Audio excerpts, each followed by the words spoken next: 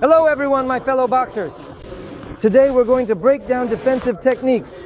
Today we'll be analyzing blocks and the tight guard for the head and body.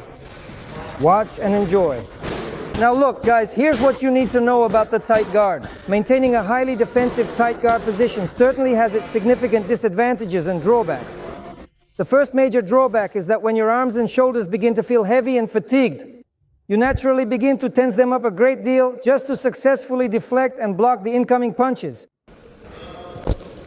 This constant state of overexertion will eventually lead to your arms becoming fatigued and tired very quickly. The second crucial thing you need to know is that in a tight guard, your hands must always remain fixed in one specific position. That is, for example, if a body shot comes in, your hands don't move. If a punch is aimed at your head, you tuck your head in, you have to tighten up. And after you tighten your arms, just like when throwing a punch, there should be micro relaxations. So, the tight guard is the very first type of defense that a boxer learns.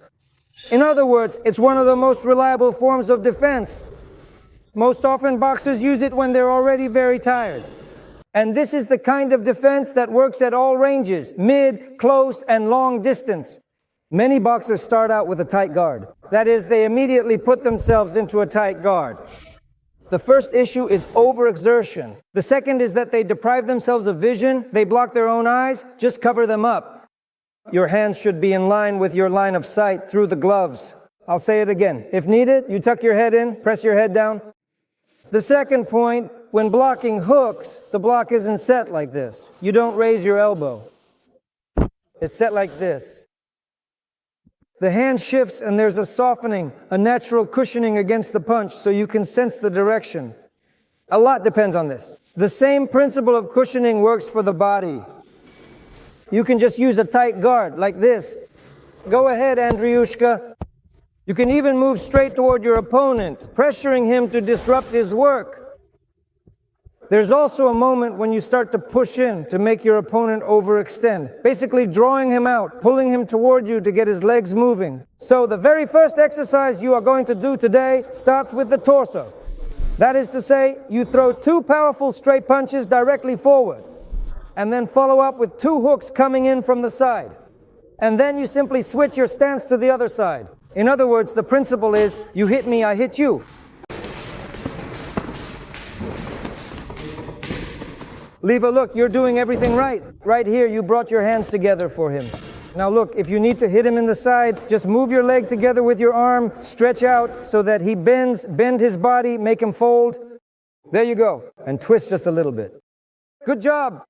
So that the punch has a snap to it. One here, one there.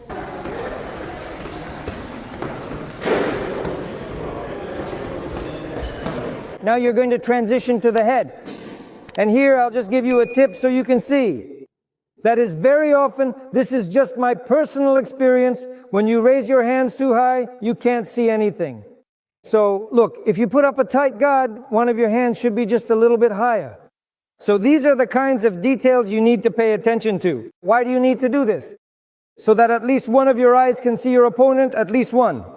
Because what happens otherwise? You raise your hands, squeeze in, and that's it. You can't see anything. You don't understand anything.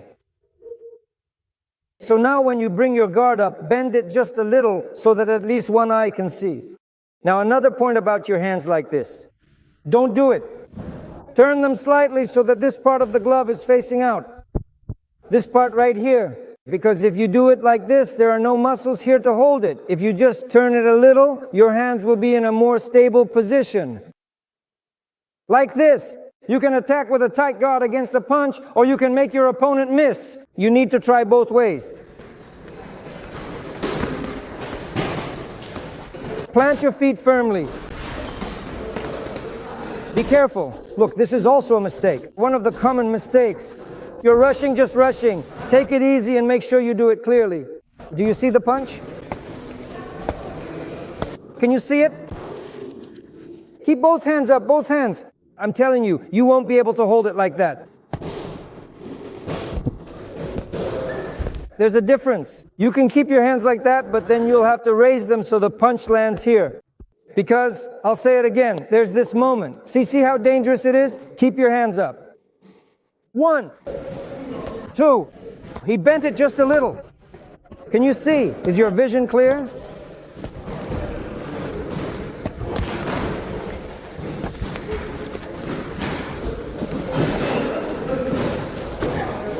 You're moving in the direction of the punch along the... Don't step back. Good job. Now look, Lesha. You've practiced your straight punches a bit. Step to the side with your foot so you don't stay right in front of him, because his attack starts immediately. It's like you blocked, brought your hands back, opened up completely, and stayed right in front of him. One more thing.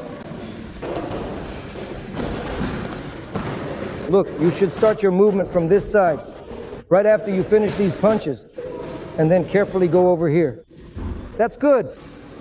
Good. 1, 2, 3. These are different punches. You throw the first punch at a distance. With the second, you're already closing the distance, because otherwise there won't be any real punch at all. And keep up with him. I mean, yes, he's a fast boxer, a good boxer, you understand? Well, it's all obvious here. If you don't take a step, you won't reach him. So I assume that after your punches, you're already moving to the side, so he doesn't have time to step away on his feet. Now look closely at this. We really need to make this specific exercise as close as humanly possible to a real-life fight. So you should start right from the very bottom and then move your way upward. You're going to throw 2 solid body shots, followed by 2 hooks to the body. And then following that exact same pattern, you will throw 2 punches to the head and 2 hooks to the head. Please start very slowly at first, just to fully understand exactly what you need to do. Don't rush yet, and gradually, once you know the material well, you can start speeding up some movements. Especially since you already have some experience.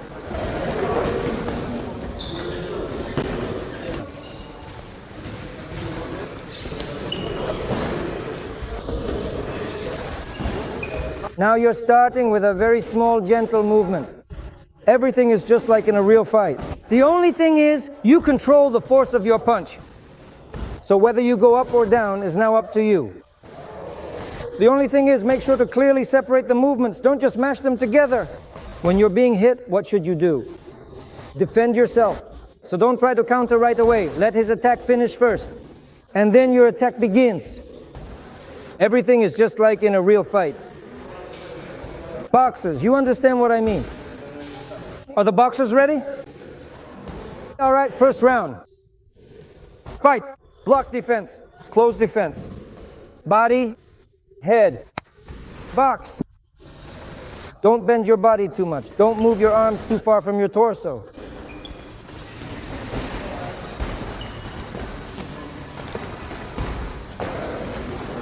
Make your punches more precise, higher quality.